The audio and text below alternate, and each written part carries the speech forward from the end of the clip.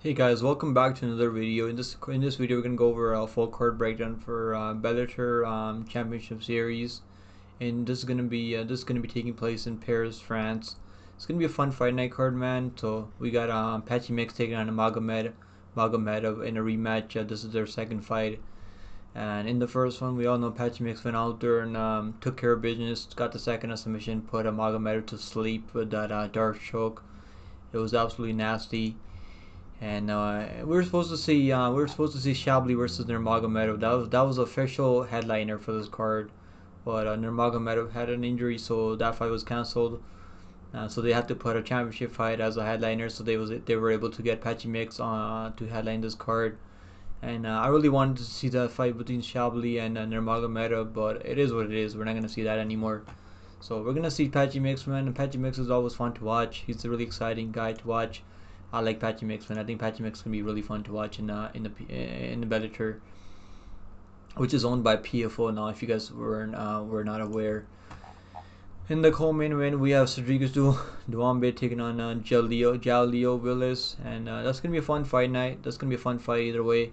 This is the short notice replacement for Doumbé. Doumbé was supposed to be taking on Derek Anderson, but Derek Anderson had a motorcycle accident, which sucks for him, man. Hopefully he comes back 100%. Best of luck to Derek Anderson. Let's start with the early prelims, man. We're gonna move over to the main card. Then we got Asaël Adjoudj taking on Bruno Fontes. Bruno Fontes, man, he's 5'7", has 29 years old, been fighting in jungle fight, he's going out there getting the job done, mixing in takedowns, getting control on guys, and he's even went out there got the body kick KO. He throws a lot of body kicks out there, but he can do it all, man. He's gone 5 rounds. Last fight went 5 rounds. It was a close fight. I mean, I don't think he was dominating the fight like crazy, but he was taking this guy down over and over, winning the rounds, and then eventually got that submission in like the fifth round. I think he got the submission like in the fifth round. Yeah, he got the submission in the fifth round. Eventually, he just broke the guy down, and I think the guy William Souza was really tired, but he hasn't really been fighting the best guys out there.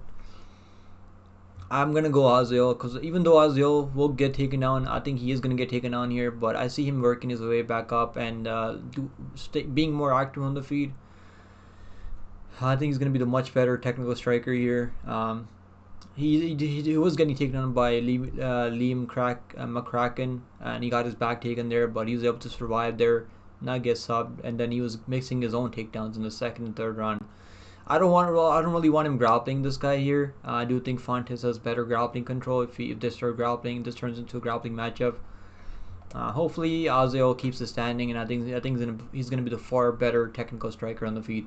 So I am gonna go Asaël by decision, but there's no reason to be betting on him at -225. I think the line's way too wide, but I do see him getting the job done here. He's also fought in Bellator a couple of times already. Hasn't really been fighting the best guys other than maybe Jordan Barton, who he knocked out with the head kick. Other than that, he hasn't really shown finishing ability. I do like the over 2.5 here. I think this fight goes over 2.5 rounds. I think this fight goes a distance. I like Asaël. I think Asaël gets the job done. The odds for this fight, I mean, -225 for Asaël. I think the line's wide. I think there's value on the underdog, but this is a 50-50 fight, but I do like Asaël striking more, so I'm gonna go Asaël via decision. Up next, we got Aspen taking on Ekaterina taking on Ekaterina Shakalova. Yeah, I'm definitely not gonna be able to pronounce that name, the Ukrainian name. So we got a lad. I mean, her losses are not terrible. She's lost to Kayla Harrison. She took that fight on short notice, by the way, and put up a decent fight on short notice. That was a 155. I mean, then she took on I think that was like catch weight. That was like catch weight 150. Then she beat Carolina. Solbeck. Pretty low level fighter. This is the one that puzzles me. If she didn't lose to this girl, I'd be really confident. I would bet her here 100%. I could have got her at -108 earlier today when I was doing tape study, but this was the fight that like really puzzles me. She just wasn't doing enough out there. She just let that fight slip away from her, and she just wasn't staying that active out there. That's the fight that like really makes me question my pick here, because he was like not really doing enough. So he won the first round, I think, then he lost the second and third. Or I think he lost the first round, then won the second round, lost the third round. So that's what happened there, and looked horrible in that fight. And she was a big favorite to win that fight. That was basically her free. They were trying to set her up to win there, and she just couldn't get the job done there. That's what happened there. So I do think she can get the job done here, man. This girl, like, her losses are terrible. Like, we look at losses of Michaela Harrison, Nicole Pennington, the current champion right now. Kayla Harrison's gonna be fighting for the belt in UFC soon. Norma Demon, another top contender at in the UFC right now, and Jermaine Durand. I mean, that's her only 4 losses in her career. So all those 4 losses, I mean, 3 of those fighters have fought for the. One of them is a current champion. Jermaine Durand, I mean, he already fought for the title. Fought Amanda Nunes twice. Put up a decent fight in the second time. Her only questionable loss is Olena Kolesnik. That's her only questionable loss. I mean, I guess we can give her a break. We can give her a break for that one. And she's gonna be bigger here in this matchup. I could see Ekaterina getting takedowns here. I don't think she's gonna be able to get the submission. But she can definitely mix in takedowns. She's a good wrestler, a good grappler. She has some submission skills, submission wins, but it's over some really low level fighters. I mean, she's not really is not fighting the best competition. The best girl that she went out there and fought was in her Bellator debut. She fought Diana Silva. Was a really close fight. I mean, you should not be taking Diana. Like, you should not be fighting that close with Diana, who's like close to being 10-10 at this point. I'm gonna go Aspen lad. I really want to see Shakalova get a win here and be like 9-1, because Aspen lads, I don't think she's really going anywhere unless he starts putting things together. But the size, I mean, the size is gonna play a factor. I feel like 5'6" with a 66-inch reach.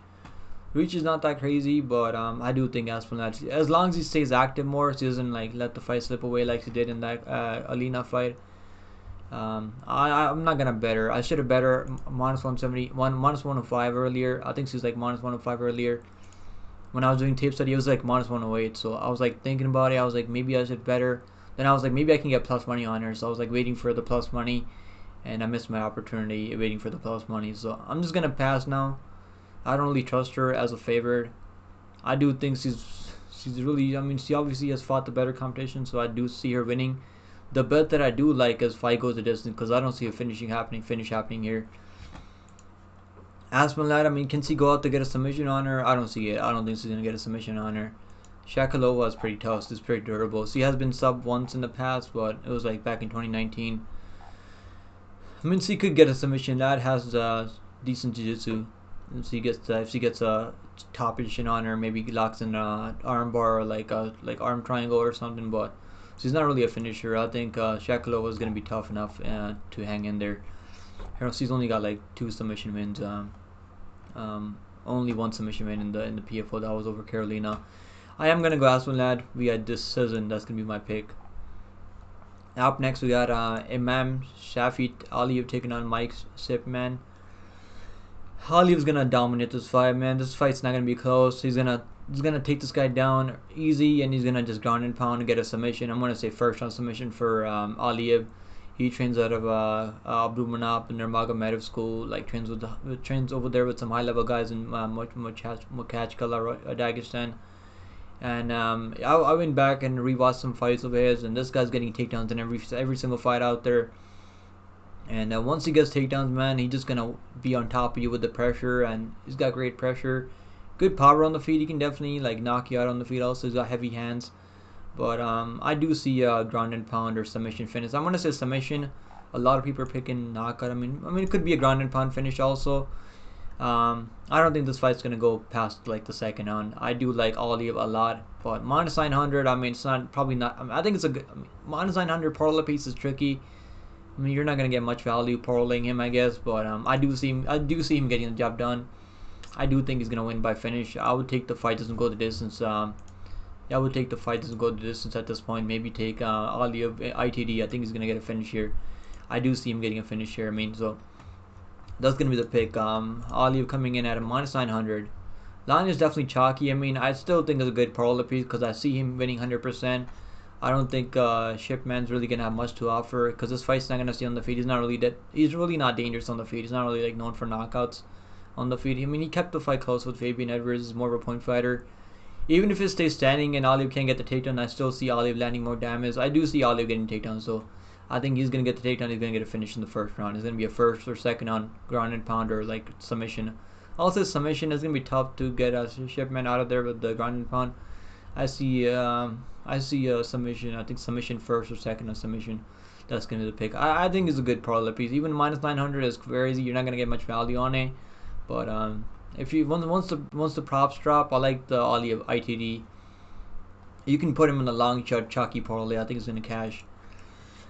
Up next, we got Mansour Barnaoui taking on Barnaoui taking on Yusuke Yachi.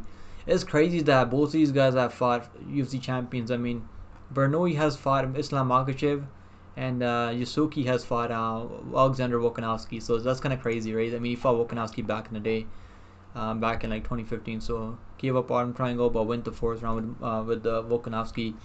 Fought Kieber, who fights in the KSW, so in Ryzen. I mean, who fights in Ryzen now. So he's fought some. Both these guys have fought some high level guys, man. Things haven't really gone well for either one of these guys recently, but I think Barnaoui is gonna be the better grappler. I see him getting a submission here. I think he's going to be the much better striker. Much better grappler. He's coming off 2 losses right now. Lost to JJ Wilson, who's decent. I mean, JJ Wilson's not horrible. JJ Wilson's actually pretty good. And lost to Brent Primus. Brent Primus is still out there getting the job done. Even right now, we picked Brent Primus inside the distance over his last opponent, that Brazilian dude that he fought recently. So honestly, like that dude Brent Primus, I mean, loss is not bad. JJ Wilson loss is not bad, and then he has a win. He's got a win over Adam Piccolotti, some subbed him in the second round. So I do like him. He's only lost to Ivan Butchinger, who's a good PO, who's fighting in Octagon. I think he still fights in the Octagon right now. He's a powerful guy, man. It's pretty hard. Lost to Kevin Lee. Lost to Makhachev, the current UFC champion right now. Lost to Mateusz Gamrot. I think Mansour will bounce back. I think they're trying to set him up to get a win here. So I am gonna pick him, Mansour, to get a win by submission. I think he will get a submission here. Probably like second on submission. We'll say second on submission for Mansour. He's going to be much taller. He's going to have the reach advantage also, like 8-inch reach advantage. He's going to have those long limbs. He's going to get I'm going to say rear naked choke for Mansour. I think he's going to get a submission. Mansour, what's the line?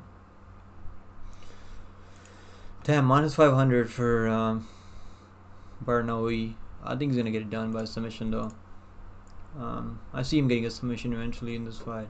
Or he's going to control the fight enough to win by decision. I see him finishing the fight. He's a finisher out there, so I see him getting a finish here. Up next, we got Slim Trabelsi taking on Louie Sutherland. Give me Slim.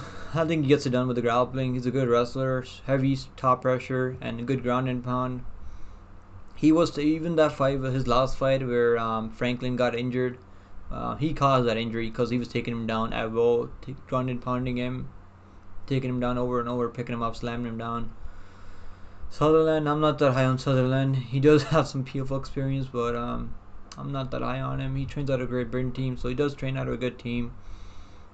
I do see him getting taken down, though. I think he's going to get taken down, and again, we probably get ground and pounded or probably get controlled on the ground. He's definitely gonna get taken down. So I do see a finish happening here from Salim. I think Salim will get a finish here. Ground and pound, I'll say second on ground and pound for Salim Trabelsi. His striking is not that crazy good. I don't really like his striking that much. He has fought some decent opponents recently, so I do see him getting the job done via ground and pound finish here. No, he's gonna be 6'1", so he's got a 74-inch reach. So size is not really gonna play a factor here, I feel like, because he's gonna get the takedowns. The tape that I was able to watch on this guy, he was getting takedowns in every single fight out there. So I do see him getting a takedown. We're gonna find out if Louie can work his way back up to his feet and land something crazy and knock him out. So I don't see him knocking him out. I see Slim getting a takedown and knocking him out via ground and pound. So What's the line on this one? I think it's a heavy favorite, right? Slim minus 450. I'm probably not gonna parlay him. I feel like because there's still some question marks on the feet. I really don't know how good his striking is. He does have a decent chin, but we haven't really seen a chin tested yet. But I do think he's gonna win. I think he gets the job done via ground and pound finish. Alright guys, main card time now. Make sure you guys do me a favor, hit the like down below, subscribe to the channel. We're trying to work our way to 1,500 subscribers. And it takes me a couple of hours to do tape study on this card, man. So make sure you guys are pleased at the grind. Drop your boy a sub, drop your boy a like on this video. I don't know, I'm talking with myself in third person right now, but yeah, just drop me a like. I mean, it helps out with the YouTube algorithm. And if you guys want to support the channel more, you become a member. It's only $4.99 a month, and you get some channel perks and stuff like that. So I'll probably go live for this card. I'm probably gonna be live for this card. I'll probably be doing a fight companion for this card. I gotta find a way to watch this card because I can't watch it on the zone. It's on Max. I gotta find a way. Like I probably can't get Max in Canada. I was trying to get Max last time to watch that Bellator card, and I had to watch it through other means because I just couldn't find a way to watch it here in Canada. Hopefully I can find a way to watch this card, and I can do a live stream with you guys this Friday. Alright guys, next fight on the card is going to be Thibault Gouti taking Archie Colgan. Archie Colgan is going to win a boring decision, and that's going to be the pick. Thibault, I mean, he's a former UFC fighter. I mean, things really didn't go well for him in the UFC. Went 1-5. I'm not that high on him, man. So he has been looking good. He's like what 5-1 his last couple fights. Lost to Alfie Davis, so he's been looking pretty decent out there, but I do see him getting taken down. He's been getting taken down most of his fights out there. I think Colgan's gonna take him down, use that grappling, and just control him on the ground. And he's not gonna finish him. It's gonna be a boring decision. I like Colgan via decision. I don't think he's gonna finish him. Like he finished Justin Montalvo, I guess, but I don't think he's gonna finish him, man.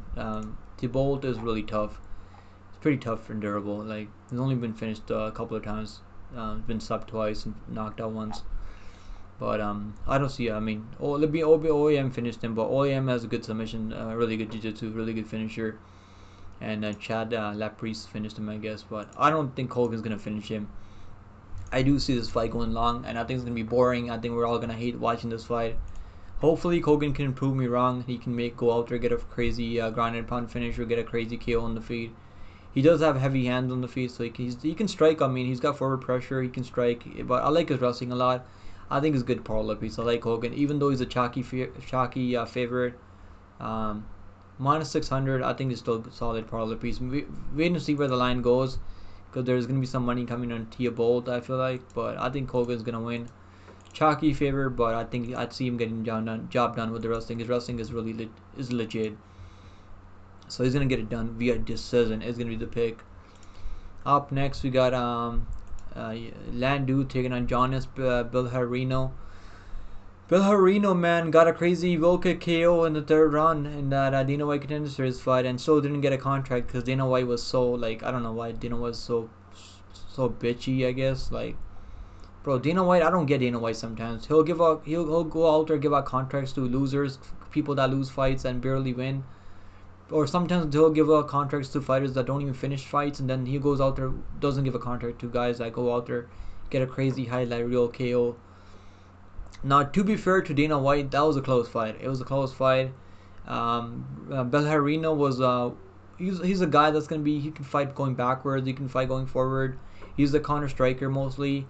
Doesn't really put forward pressure on his opponents, but he can fight really well. He's a really good counter striker.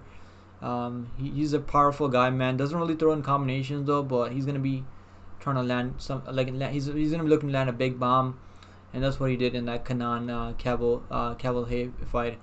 Now Kanan is a guy that went the distance with Chase Hooper, like, on the Contender Series. So that was Kanan's second fight on the Contender Series, and Bilharinho found a way to knock him out with a nasty wheel kick in the third round. So I mean, the fight was close up until that. I thought Bilharinho was winning. I mean, Michael Bisping was saying that he thought that Cavalhay was winning that fight. I don't think Cavalhay was winning that fight. He was getting more. I mean, Bilharinho was landing more damage in that fight.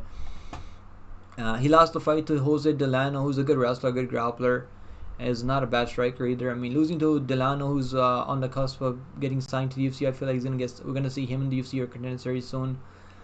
Went out there, I mean, outworked Pedro Lopez. I mean, not really the best win there. He should have finished him, but went out there and that was a teep kick to the body. I mean, I went back and rewatched the fight, and that was a nasty teep kick to the body, man. He was getting taken down, but the thing about him is like you can take this guy down, but doesn't really accept bottom position. He'll like work his way back up to speed right away. I like Bilharinho a lot here, man. I like him a lot. I'm not impressed by Landu.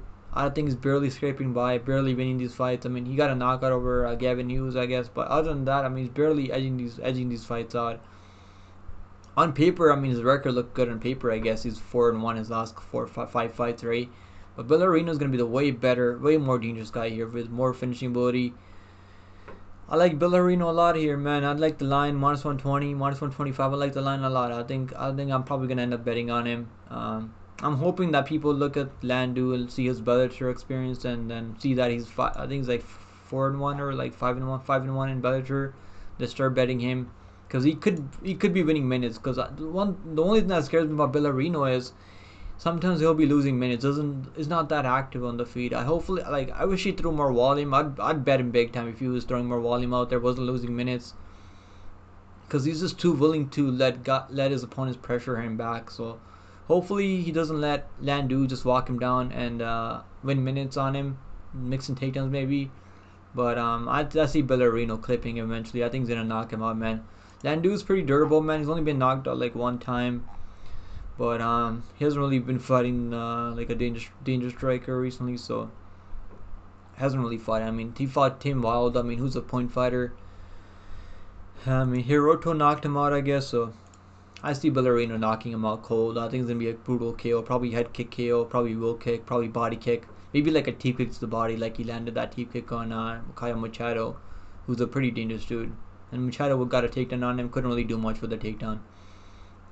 I like Bilharinho a lot here. I think Bilharinho's gonna win for sure. Bilharinho by TKO is gonna be my pick. Bilharinho -150 right now for Bilharinho. It was -125 earlier when I was doing tape studies, so I like him a lot, man. I like Bilharinho a lot. I think he's definitely gonna win. Hopefully he doesn't stay waiting. That's why Dana White didn't sign him, I guess, because he wasn't really pulling the trigger out there. Hopefully he stays more active in this fight. And I'm really excited for Bilharinho, man. He's out there training with Kaya Brahalio. He hangs out with those guys over there, so he's getting some good work over there with those guys. Yeah, I like Bilharinho a lot. I think he's one of the better prospects on this card. Up next, we got Gregory Babene taking on Costello, Van Steenis. I'm going to pick Van Steenis. I think he's a far better striker, man. Way more dangerous in the grappling. Now, Babene, whatever his name, Babene. I think his name's Gregory Babene. We'll call him Blade.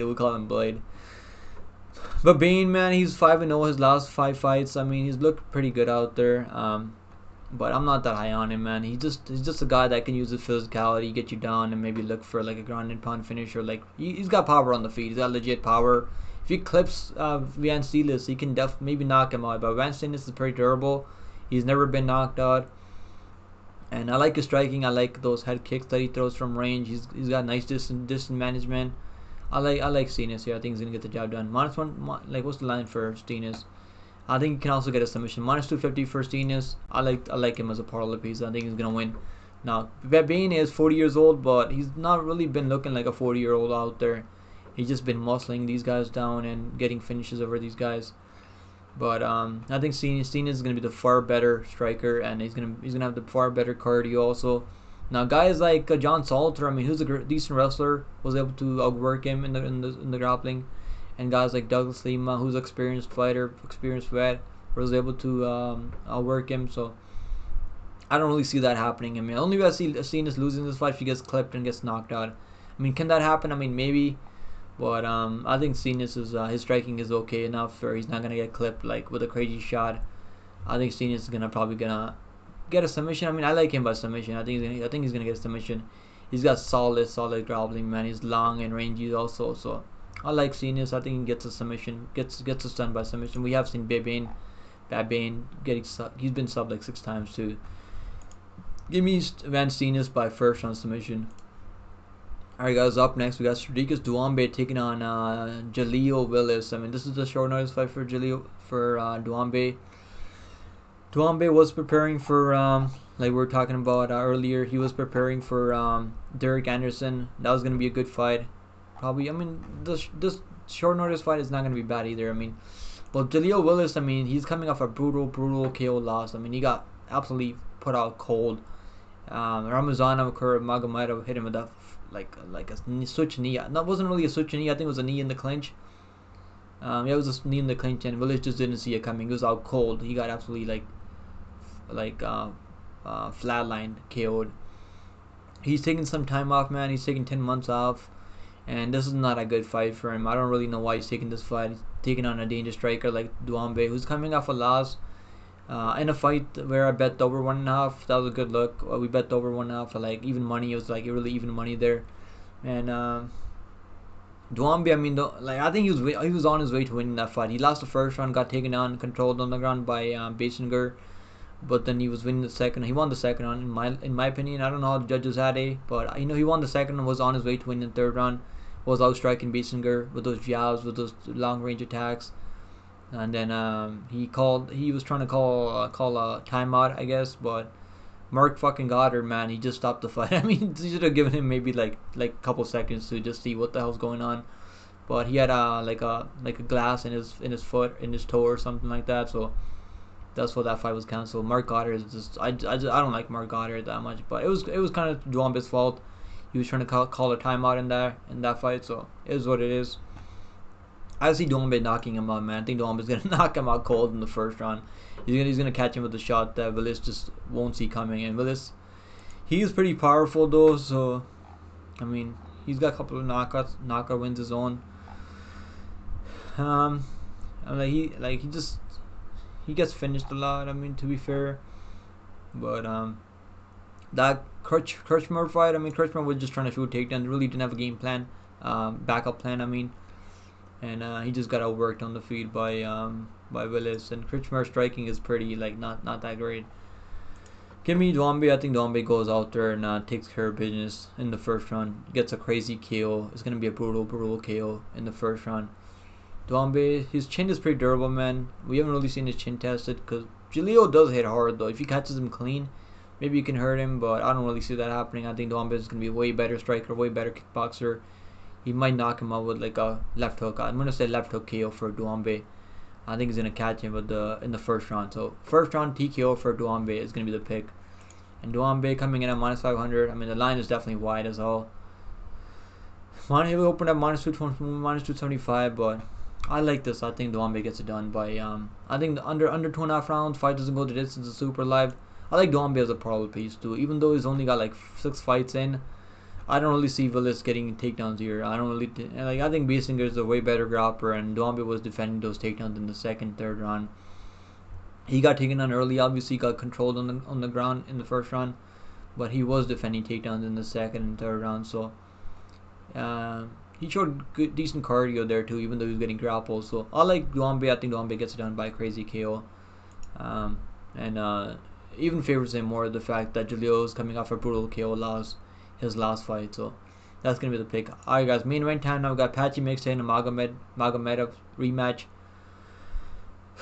I think this is short notice for both of these guys, right? Because we're supposed to see Shabli versus Usman Nurmagomedov fighting in the main event, but that fight was cancelled because Nurmagomedov had an injury, medical issue. I mean, injury. Yeah, he had an injury. I don't know what the injury was, but that's what happened there. But I'm gonna go Patchy Mix, man. I'm Patchy Mix all day. I think this is a. I mean, I don't even know why this match is happening. I guess there's really no one else right now for Patchy Mix. We picked him over Sergio Pettis, obviously. Picked him by submission there. Picked him over. I think I picked him over Ruffian Stotts too. Yeah. I did pick him over Ruffian Stotts. Definitely picked him over Ruffian Stotts by submission. I picked him by submission. He went out there and now got a crazy KO. I played the ITD was like plus. I think it was like plus 125 for inside it for Patchy Mix. Got a crazy KO, man. I also played him by submission. Played him by ITD. Played his money line plus money. That was easy money, man. He made him look like easy work out there. Ruffian Stotts is a really good striker. I mean, really good striker, and he can grapple pretty well too. but he hit him with like a knee up the middle and knocked him out cold. Patchy Mix is one of the most dangerous fighters at 135 right now, and he's gonna go out there and take care of Magomedov again, put him to sleep, probably knock him out on the feet. We'll go by knockout. I think he's gonna be looking for a KO. He's gonna be looking for a highlight reel on the feet. Magomedov is not a bad striker though. Doesn't have a lot of power, so I don't think he's gonna submit him. He's known for submissions also, and I don't see him knocking up Patchy Mix at all. He's got no wins by knockout in the Bellator cage, so he's not crazy dangerous. So I think Patchy Mix is probably gonna catch him with the knee up the middle. Maybe club and sub. I mean, club and sub is likely, but I like Patchy Mix as a parlay piece. So I think he's gonna win for sure, man. I don't see him. I mean, Magomedov is probably getting respect from people because he's Russian. There's some money coming on Magomedov, I guess, but I like Patchy Mix as a parlay piece. I think you can parlay guys like Doumbé and Patchy Mix. BetOnline doesn't really let you parlay right now. They let you parlay like later in the week, so I'm gonna do a parlay with Doumbé and Patchy Mix. I think that's a solid 2-leg parlay. You're probably gonna get like, you can probably add another leg in there, maybe like so you can probably do like Patchy Mix, Doumbé, and you can probably do like maybe Van Steenis, or like you can probably do like someone like Colgan. I mean, Colgan is not. I don't really like him. I think he's gonna win, but I mean, he's just more about just wrestler control. I like that 3-leg parlay. Steenis, Willis. I mean, Steenis and Doumbé and Nurmagomedov. I mean, Patchy Mix. I mean, Patchy Mix.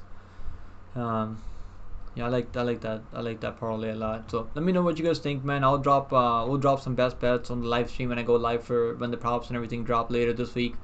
So I'm gonna say Patchy Mix via TKO, probably in the second and third round. You can probably get a submission. I mean, a lot of people picking about submission. Maybe you can get another submission, but I think he's gonna be looking for the KO here, because I think Magomedov is gonna be too worried about the grappling, and he's not gonna see one of those knees coming up the middle. I think Patchy Mix is gonna hurt him. Maybe you can club and sub him. Maybe catch him in the submission after he rocks him on the feet.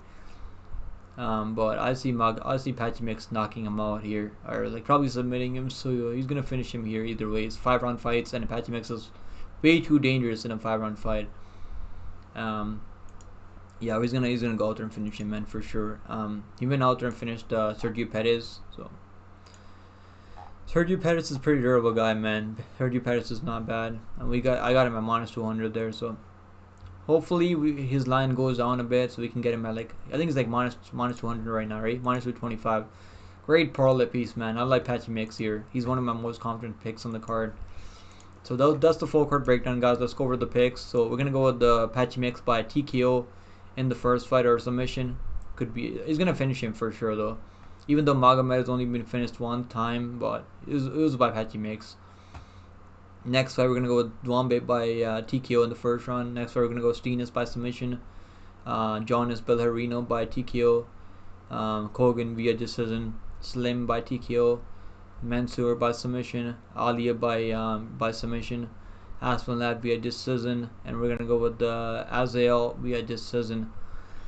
The only underdog that I could see being live is probably Bruno Fontes. If he gets that takedowns every round and gets some control, maybe locks in a submission. But I don't really see that happening here. I'd say I could see Fontes getting takedowns and maybe not really being able to hold this guy down, because Asaël will work his way back up to his feet. So that's the full card breakdown, guys. Let me know what you guys think for the picks in the comments down below. I would love to hear you guys' opinion. Let me know who you guys have in the co-main event, who you guys have in the main event. I would love to hear your opinion.